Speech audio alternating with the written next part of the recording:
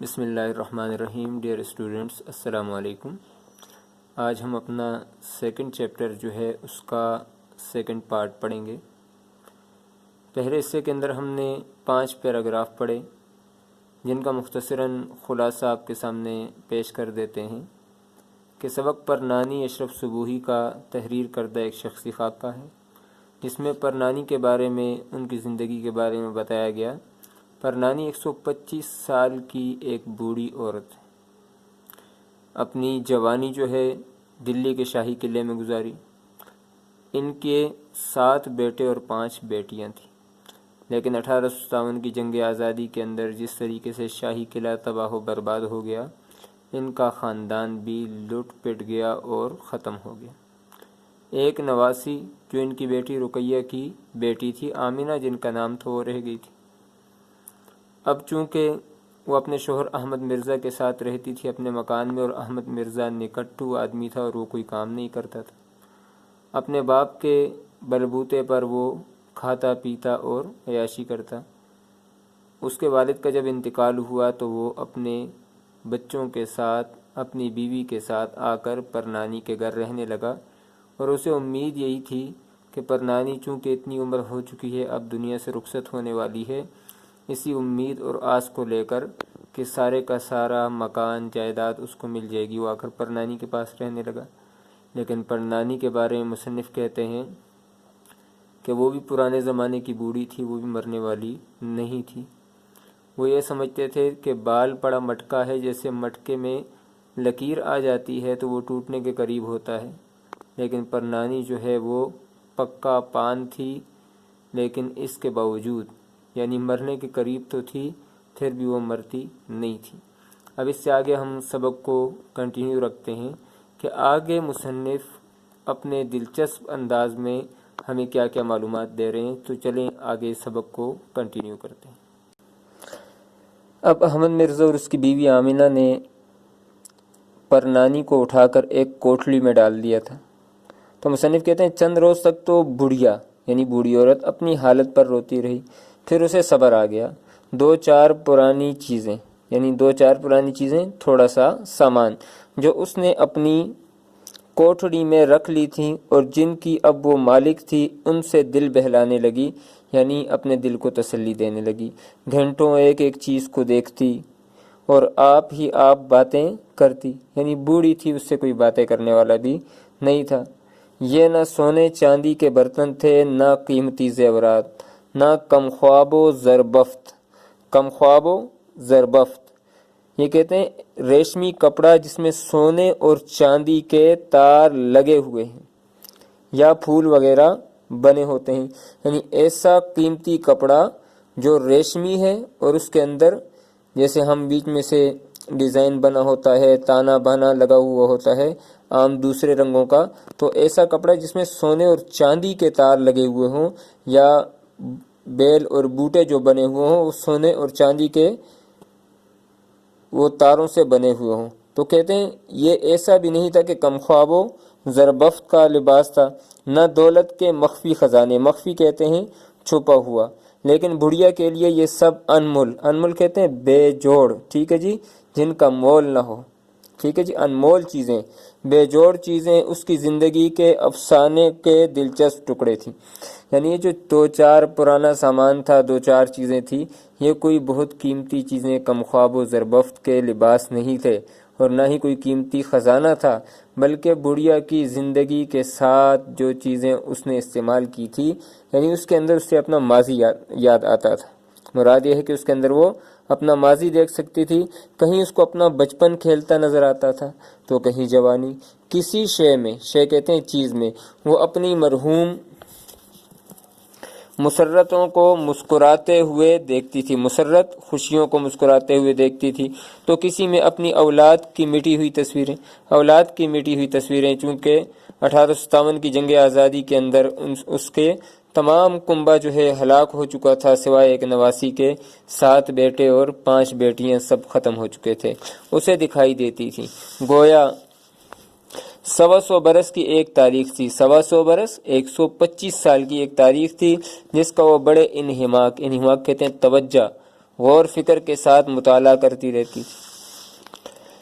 ان پرانی یادگار چیزوں میں سب سے زیادہ دلچسپ اور اس کی سوانح حیات حالات زندگی کا سب سے اہم باب کہتے ہیں فصل، یعنی عربی زبان میں لغوی معنی تو اس کے دروازے کے آتے ہیں، لیکن اس سے مراد باب سے مراد وہ ہے کہ جب ہم ایک ہی قسم کے مسائل یا ایک ہی قسم کے واقعات یا ایک ہی قسم کی باتیں جمع کر لیتے ہیں اور اس کو نام ایک ہی دے دیتے ہیں، جیسے ہم وضو کے بہت سارے مسائل جمع کر لیں اور اس کے اوپر ہم کہیں یہ باب الوضو ہے، یعنی اس کے اندر تمام وہی مسائل ہیں، تو اس کا معنی یہ ہوگا کہ کسی ایک ہی عنوان پر بہت سارے مسائل یا بہت سارے واقعات جب یکجا جمع کر دی جاتے ہیں تو اسے باب کہتے ہیں۔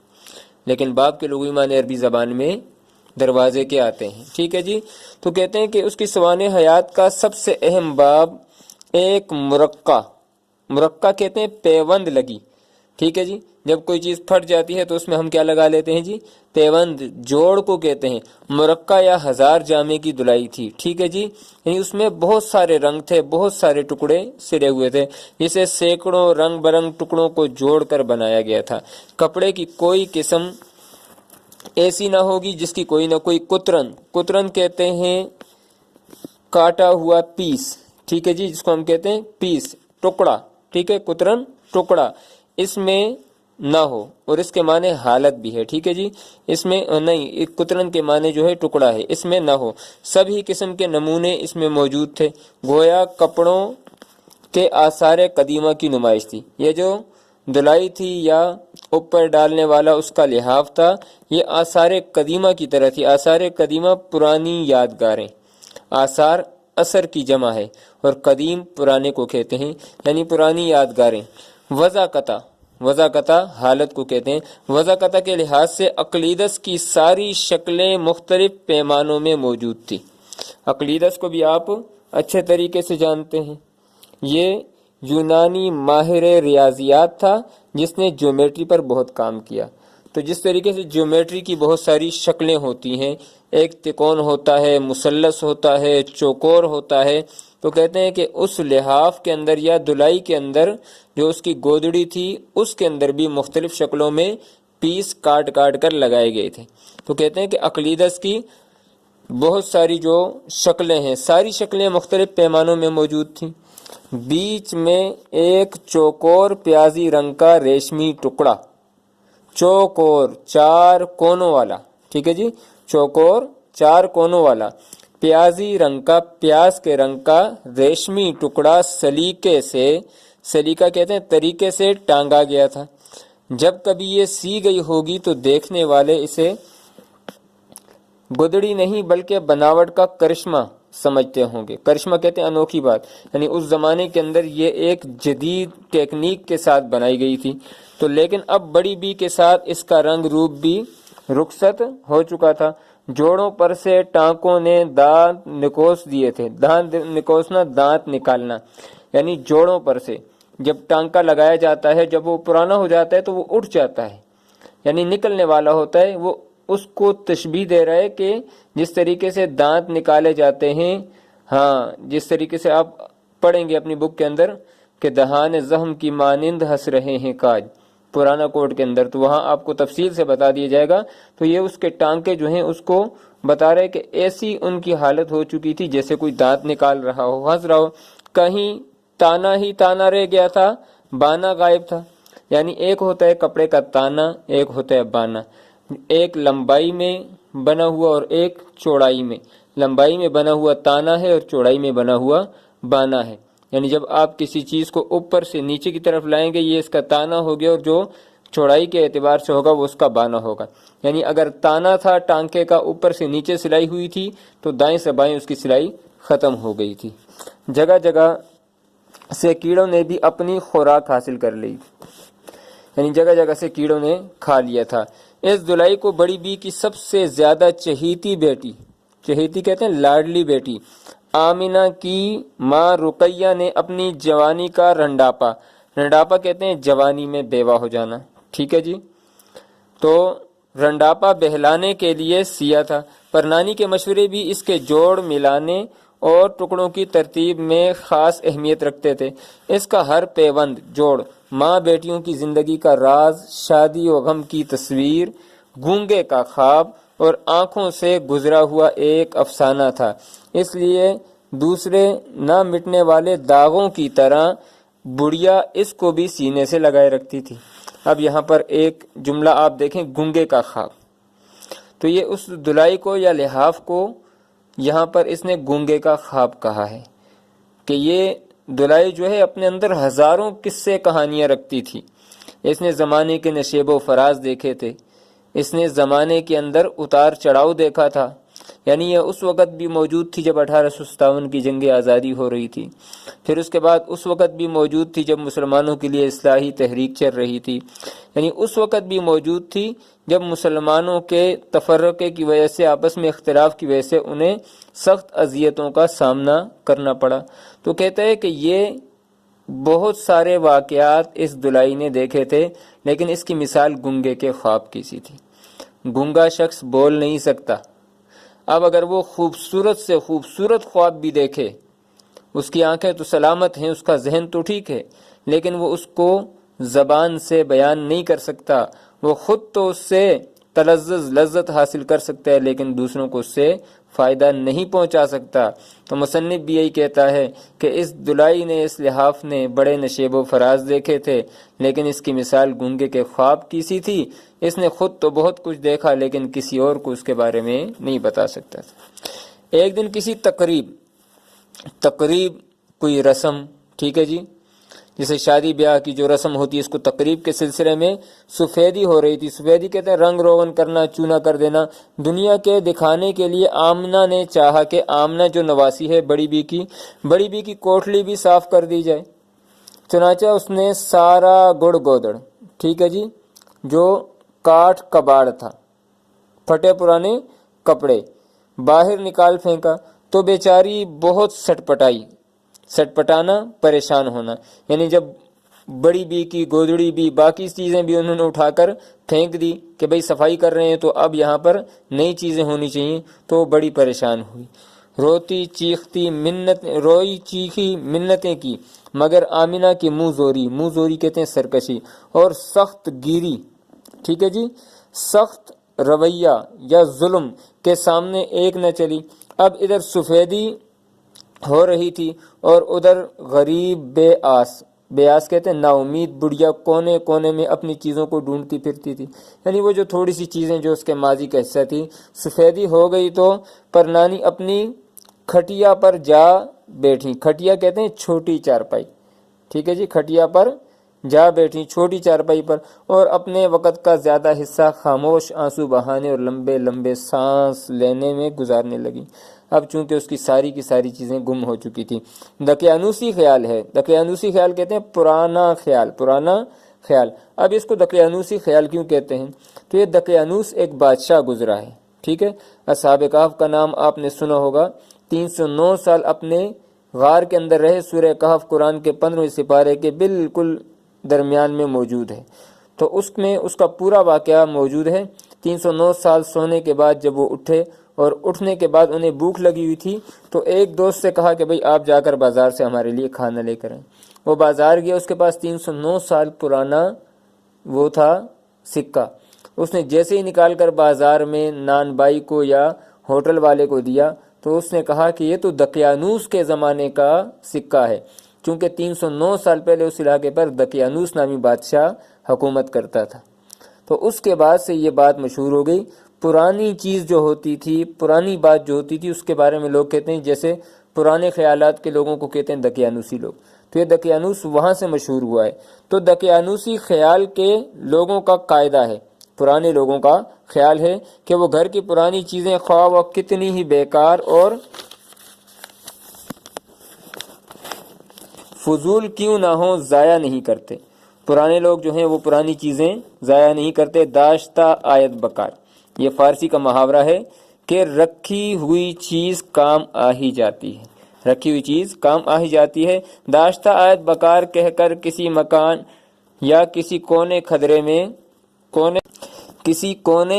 میں رکھ دیتے ہیں، اسی طرح آمنہ نے بھی گھر کی دوسری غیر ضروری چیزوں کے ساتھ بڑی بی کا گودڑ بھی یعنی پرانے سامان بھی یا پرانے کپڑے بھی سمیٹ کر کاٹ کباڑ کی کوٹلی میں ڈال دیا اور بات آئی گئی ہوگی، یعنی بڑی بی کی جتنی بھی چیزیں تھیں وہ اٹھا کر انہوں نے ایک جگہ پھینک دی۔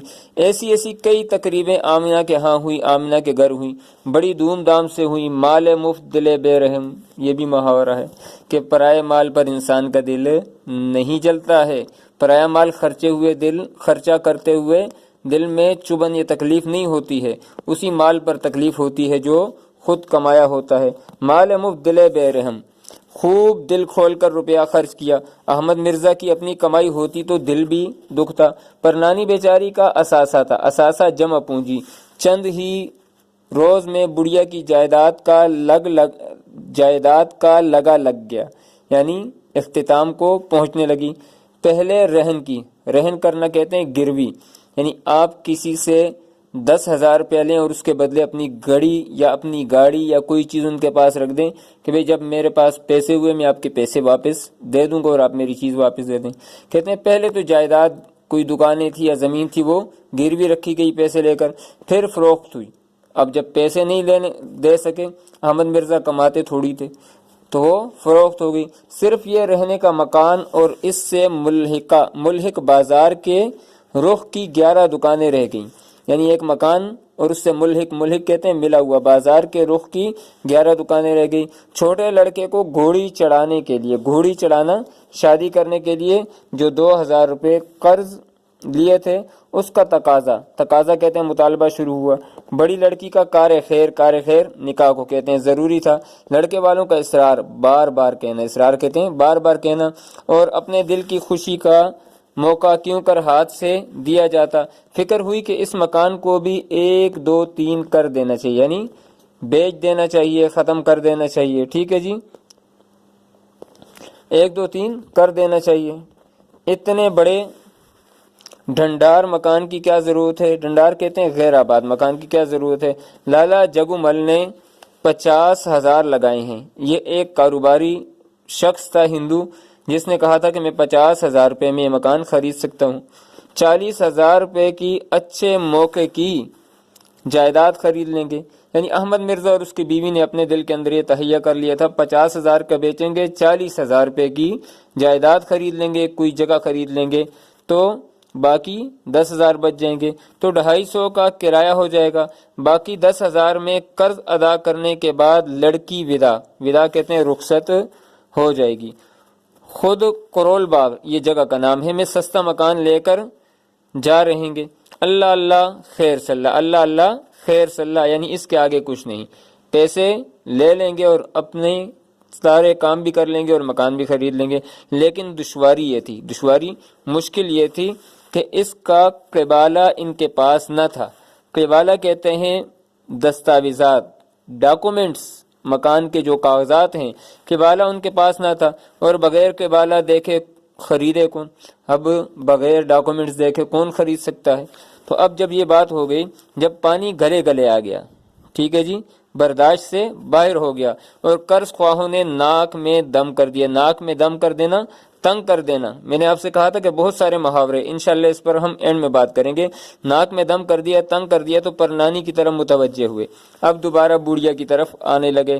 کوٹلی کا کونا چھان مارا، بڑھیا کا گڑ گودڑ دیکھ ڈالا، آخر کہنا ہی پڑا کہ نانی اماں تمہارے داماد کی آبرو کہتے ہیں عزت پر بن گئی ہے، یعنی اب تمہارے داماد کی عزت خراب ہو رہی ہے، مکان کی بات چیت ہو رہی ہے، قبالہ دے دو گی تو جان بچ جائے گی، یعنی جو ڈاکومنٹس ہیں، ٹھیک ہے، ریٹن آپ کے پاس وہ ہمیں دے دیں، ورنہ یہ زہر کھانے کو تیار بیٹھے ہیں۔ یعنی احمد مرزا صاحب ایموشنل بلیک میلنگ اس کو کہتے ہیں کہ بھئی ہم زہر کھا لیں گے، آپ ہمیں ڈاکومنٹس دے دیں، مگر بڑھیا ٹس سے مس نہ ہوئی۔ ٹس سے مس نہ ہونا، اثر نہ ہونا، یعنی بوڑھی اماں پہ اثر نہیں ہو رہا ہے۔ غرض باولی ہوتی ہے، غرض یعنی مطلب جو ہوتا ہے یہ پاگل کر دیتا ہے انسان کو۔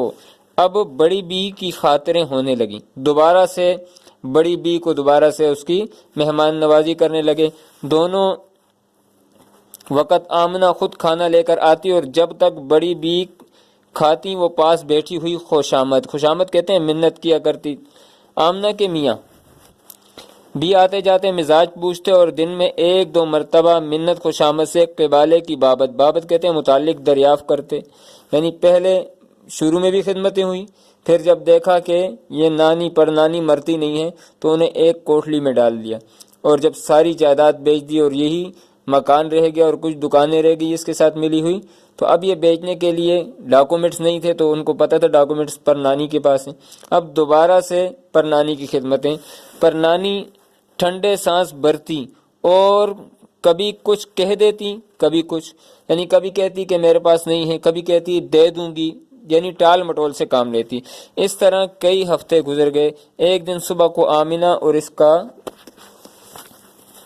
خاون مراد احمد مرزا دونوں مل کر پرنانی کے پاس گئے اور حد سے زیادہ بہت زیادہ گڑ گڑائے روئے، تو بڑھیا نے صرف اتنا کہا کہ جنہیں تم نے چھینتڑے جان کر پھینک دیا تھا، یعنی یہ ہم جب کسائی سے گوشت لیتے ہیں تو وہ کچھ چیزوں کو جس کو ہم کھانے کے قابل نہیں سمجھتے، گندا گوشت ہوتا ہے، اس کو چھینٹڑوں کو اٹھا کر پھینک دیتا ہے۔ تو یہ کہتی ہے جن کو تم نے چھینٹڑے سمجھ کر پھینک دیا تھا وہ سب مکانوں کے قبالے تھے، وہ سارے ڈاکومنٹس تھے، انہی میں اس مکان کا کاغذ بھی تھا، وہ لا دو تو نکال دوں۔ ان باتوں سے دونوں میاں بیوی مایوس ہو گئے، یعنی وہ یہ سمجھے کہ بڑی بھی مذاق کر رہی ہیں، اب وہ مکان کے کاغذ نہیں دینا چاہتی ہیں، اور مطلب براری، مطلب پورا ہونے کی دوسری ترکیبیں سوچنے لگے، کبھی منت کرتے کبھی کیا کرتے۔ کاٹھ کباڑ کی کوٹھلی میں، کاٹھ کباڑ ٹھیک ہے جی، ردی چیزوں کی جو کوٹھلی تھی، کوٹھلی میں اتفاق سے بلی نے بچے دیے، سارے بچے کوٹھلی میں جا گھسے، بلی کے بچوں کی تلاش میں جو ٹوٹی پھوٹی چیزوں کو ادھر ادھر کیا تو ایک کونے میں پرنانی کی دلائی پڑی تھی۔ آمنہ کی چھوٹی لڑکی نصیرہ کو اور بہن بھائیوں کے خلاف پرنانی سے قدرتی لگاؤ تھا، یعنی تعلق تھا۔ یہ دلائی کو لے کر سیدھی پرنانی کے پاس پہنچی اور کہنے لگی، نانی اماں آپ کی دلائی مل گئی، نہ جانے کس نے کوٹھلی میں ڈال دی تھی۔ بڑھیا کے بدن میں دلائی دیکھتے ہی جان آ گئی، دلائی کو کلیجے سے لگایا اور نصیرہ کو لاکھوں دعائیں دی۔ اب ہم اس سے آگے دوسری ویڈیو میں انشاءاللہ بنا رہے ہیں، چونکہ ویڈیو طویل ہو رہی، لمبی ہو رہی ہے۔